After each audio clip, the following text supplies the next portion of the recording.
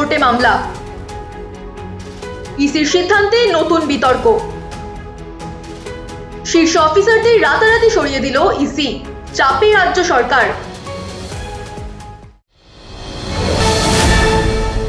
পুলিশের শীর্ষ আধিকারিকদের বদলি কেন করছে নির্বাচন কমিশন, তাই নিয়ে কলকাতা হাইকোর্টে মামলা দায়ের করলেন আইনজীবী কল্যাণ বন্দ্যোপাধ্যায়। তবে সরকার কেন ভয় পাচ্ছে এই অফিসারদের বদলি নিয়ে?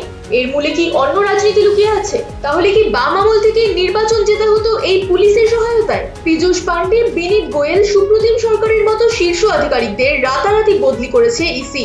তেমনি উত্তরবঙ্গ ও দক্ষিণবঙ্গের 13টি জেলার জেলাশাসককে বদলে দিল নির্বাচন কমিশন।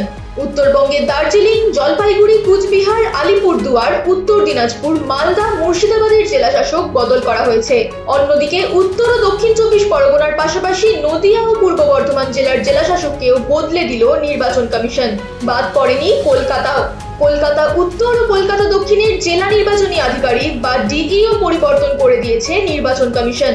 কিছুক্ষণ আগেই এই নির্দেশিকা জারি করা হয়েছে।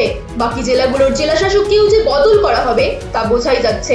অর্থাৎ এবারের নির্বাচনে নজিরবিহীনভাবে সব জেলার জেলাশাসককে বদল করে নির্বাচন প্রক্রিয়া সম্পন্ন করতে চাইছে নির্বাচন কমিশন। তবে এখনই হাইকোর্ট কোনো রায় দেয়নি, এর শুনানি রয়েছে আগামী সোমবার।